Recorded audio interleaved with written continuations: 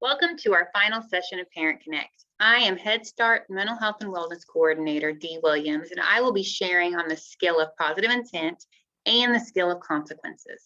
We're going to be covering these last two skills in our final video.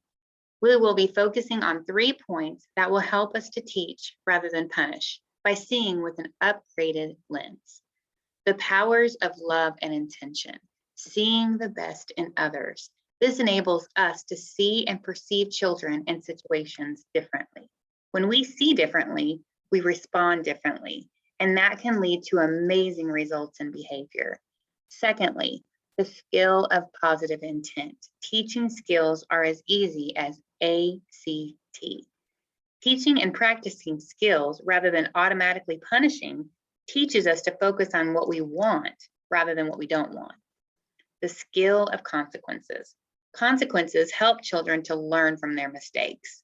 We will also learn which kinds of consequences we need to use and when. Let's start with the power of love and how that leads to a better intention for our interaction with our children. The power of love asks us to see the best in others, even when their behavior is very hurtful or inappropriate. It is our choice to see the best or the worst in people and situations. An easy example is when you're driving on the highway and someone speeds past you and whips into the lane in front of you. Do you think, you're an idiot, what are you doing? Or do you think, wow, he must have someplace really important to be? The truth is that we don't really know people's motivations. Most of the time, we're taking our best guess. The power of love asks us to guess something positive rather than something negative. Assuming negative intent preps us for distress, defensiveness, and damage control, basically stressing out our systems. Assuming positive intent preps us to wish well, teach, be helpful. It basically soothes our system. Since we make up others people's intents, don't you think it would be better to make up something positive? Maybe that maniac driver is just rushing to the hospital to maybe watch his first child be born. Or maybe he's late for a very important job interview.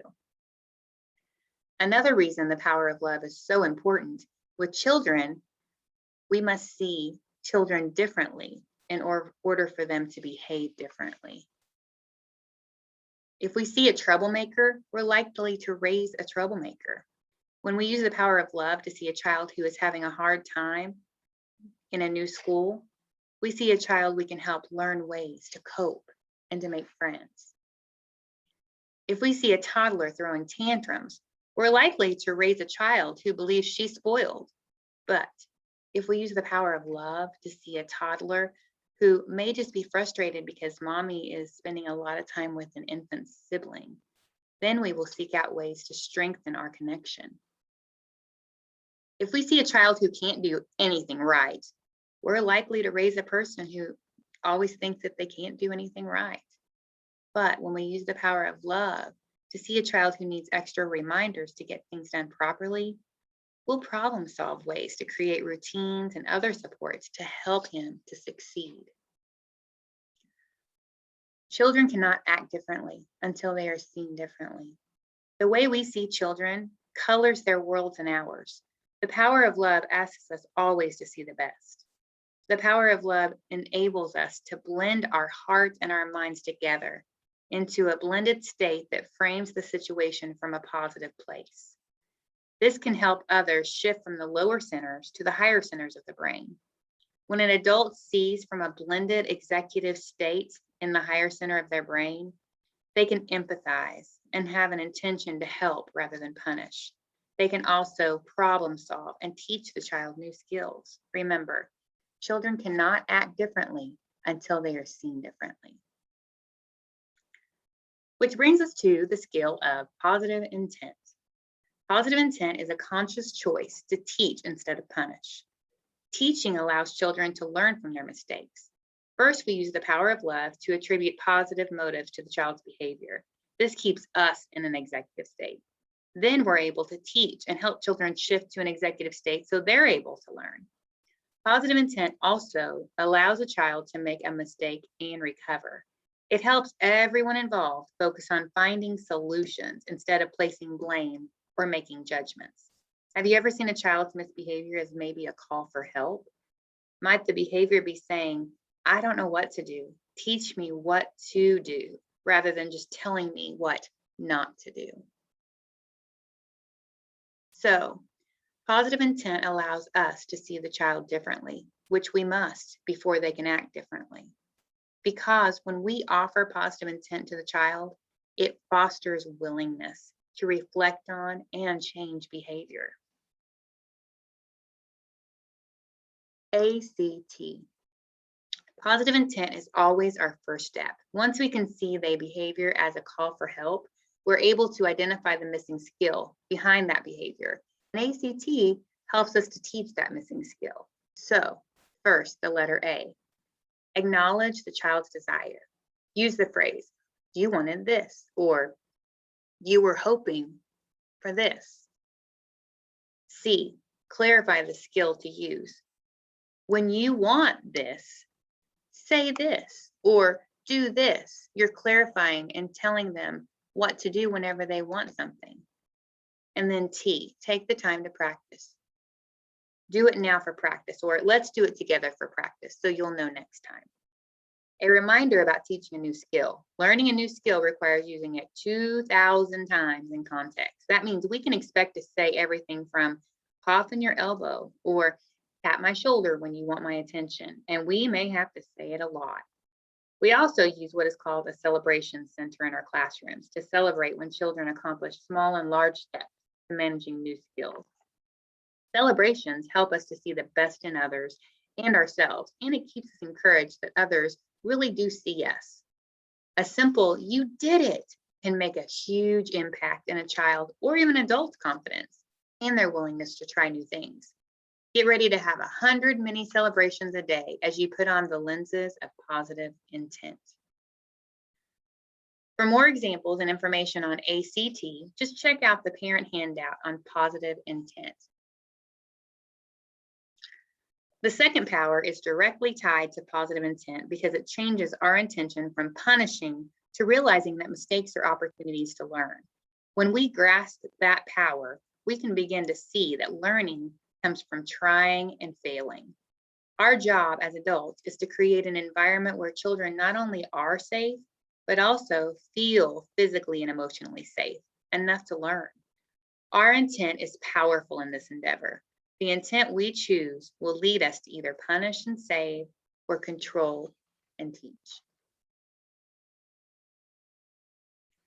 Most of us grew up with the sense that mistakes were punishable offense.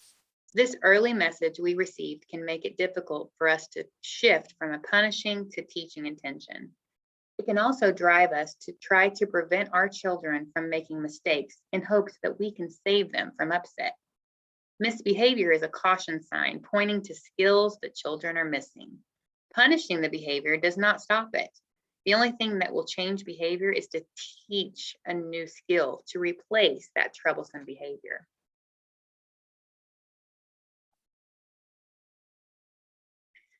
This is where that lens of positive intent comes in. When we experience upset, we are likely to focus on what we don't want and attribute negative intent to others. Ask yourself if you're upset. If the answer is yes, then it's time to refrain from the situation. Read the samples above. Once we can reframe the situation using positive intent, we will have the intention to teach rather than to punish. For the negative intent, some children are just mean. Change that to a positive reframe of some children just need social skills. Here's example number 2. She is just plain lazy. Turn that around to she just doesn't know how to get started. And lastly, he knows how to push my buttons. Instead, think, I will breathe and calm myself down so that I can help him.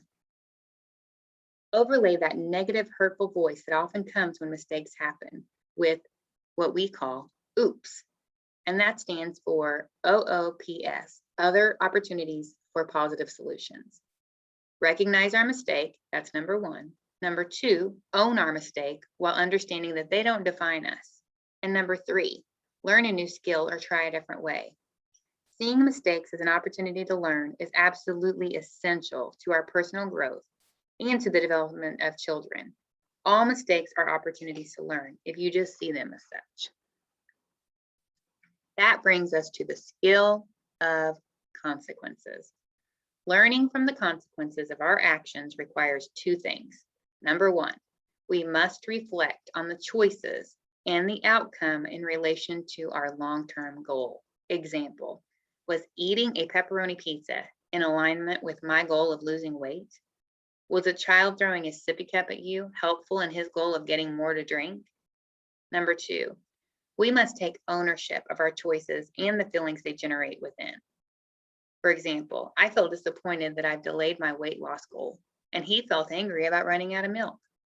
In the example above, the discomfort of my disappointment would help motivate me to choose one slice of pizza rather than the whole thing next time. The discomfort of the anger and throwing of the cup that didn't get filled would motivate that child to learn as we teach him to say, "More, please." Consequences are tools we use to motivate children to learn new skills and use the skills that they already possess. It can be difficult to watch children feel uncomfortable due to the results of their choices, but this discomfort, when coupled with our authentic empathy to help them manage their emotions, it is essential to the learning process. We'll be looking at two kinds of consequences, natural consequences and logical consequences. Natural consequences motivate children to learn new skills. Logical consequences motivate children to use skills that they already have. So let's take a closer look.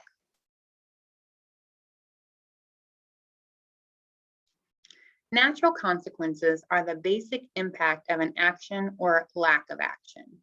The consequence of dropping a glass on a tile floor is the glass breaks. Natural consequences are the most powerful tools for learning new behaviors. So allow them to happen whenever it is safe. We're not advocating letting children play in a busy parking lot to learn what happens the hard way. That would be unsafe. We're talking about letting children try and fail in a physically and emotionally safe environment so they can learn from their mistakes. Our job is to follow up with empathy and problem solving, not to prevent, save or to belittle them. Take a deep breath with me now, because this is hard for some of us. Our job in situations like this isn't to prevent children from ever making a mistake or making an oops. It's the discomfort of that oops that will motivate children to do it differently next time. Our job is to be prepared with empathy first, and then teach that child a better way to solve their problem. Here's an easy way to know when to use natural consequences. Ask yourself, does the child have the skill they need in this situation? If the answer is no, then it's time to teach the skill using that ACT formula that we had learned about earlier.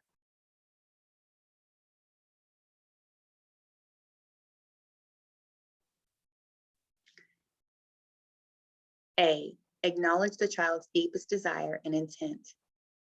You wanted this, you didn't know what to do. C, then you clarify what the skill is to use. When you want this, then say this. And then remember to do T, take time to practice this.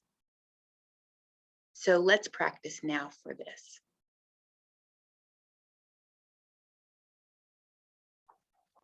Look for examples of how to teach new skills on the parent handout on consequences, as well as how to teach the tap, wait, and ask method for getting someone's attention on the tap, wait, ask visual routine included in your handouts this month.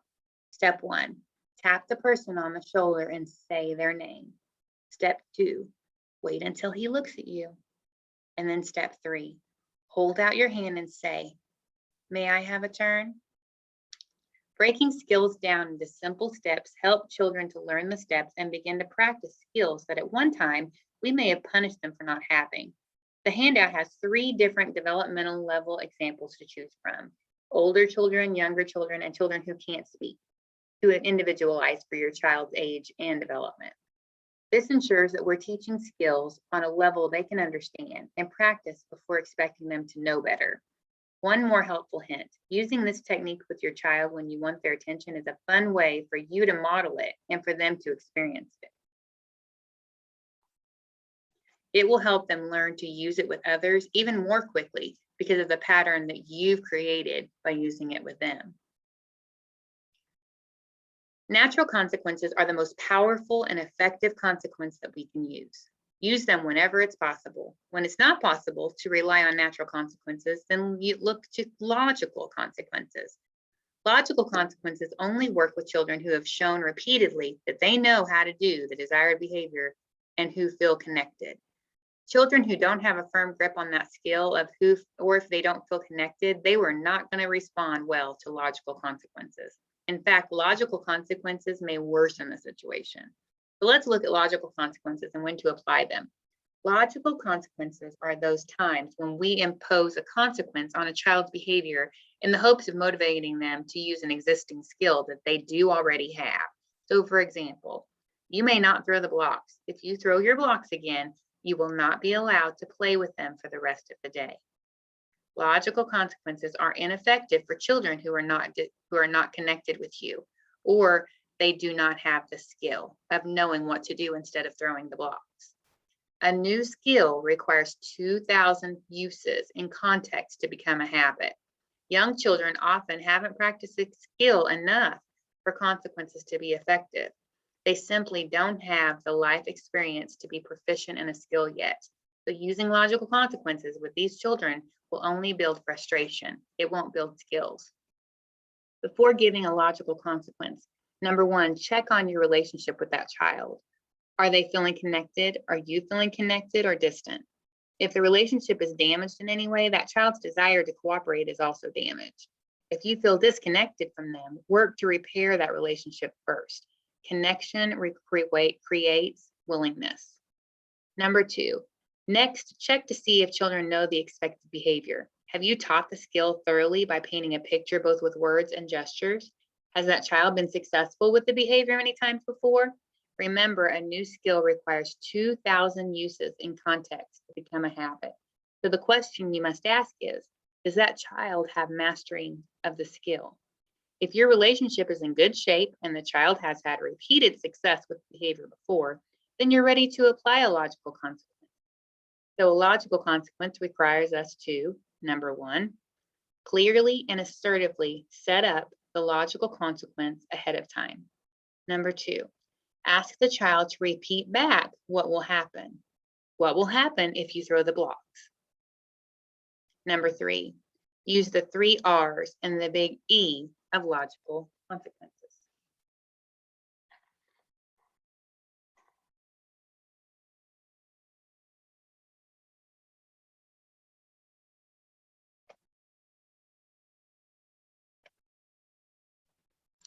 These are extremely important, so let's take a closer look. The 3 R's and big E. The first R, related. The consequence is related to the child's behavior. If the goal is keeping blocks off the floor, the A, related consequence, would be for the blocks to be off limits for a period of time, not for the child to lose dessert. It needs to be related. The second R is respectful. The consequences is respectful in terms of the consequence itself and the way it is delivered. We've heard about parents putting their kids on the side of a road with a sign that details their mistake. Is this a respectful consequence? What about a consequence that's yelled at the child? That's not respectful. The third R is reasonable. The consequence you give them is reasonable. It needs to have meaning, and it is something that the child can do, and it makes sense in terms of severity and duration. I often use things like, give it to time. A child wants to play a game, and that parent wants a minute of quiet. That phone will come back into play almost immediately. Empty threats undermine our purpose, as do overly harsh ones. Empathy. When a child blows it, and they will blow it, you must follow through on the consequence with an ample dose of empathy. Consequences followed by empathy will result in reflection, ownership of the action, and change. Lectures, I told you so's, or what did you think was going to happen? Backing down and harsh enforcements all undermine the consequence's effectiveness and create future power struggles. Lastly, let's look at how to frame a logical consequence. Set the limit. You have a choice to be helpful or hurtful. If you choose to be helpful or safe, this will happen. If you choose to be hurtful or unsafe, this will happen. Ask what will happen to clarify their understanding. What will happen if you do this? Follow through with a reasonable, respectful, related consequence if that child chooses the hurtful or unsafe choice. Again, look at your handout for more information about how to apply consequences. Here's an example. You may not hit. Hitting hurts. If you choose to play without being hurtful, you may continue to play with him. If you hit your brother again, you will play in your room until it's time to set the table for dinner. What will happen if you hit your brother again?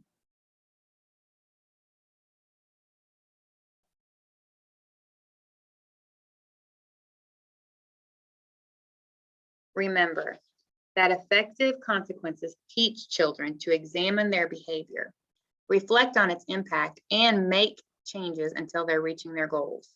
Ineffective consequences are applied again and again without behavior changes. Learning the different kinds of consequences and when and how to apply them helps us as parents to help our children. Starting with your own composure, building meaningful connections, and seeing our children with eyes of positive intent sets us up to help set our children up for success. We're all going to oops along the way while we are learning these new skills, just like our children oops while learning new skills. Give your children and yourself some grace as you learn and grow together. Gaining new skills takes practice, but chances are we'll have plenty of opportunities to apply what we're learning. Be sure to check out the new I Love You rituals, fun breathing techniques shared on the parent handouts. They help you build the safety and connection kiddos need to learn new skills and problem solve. And as always, we wish you well.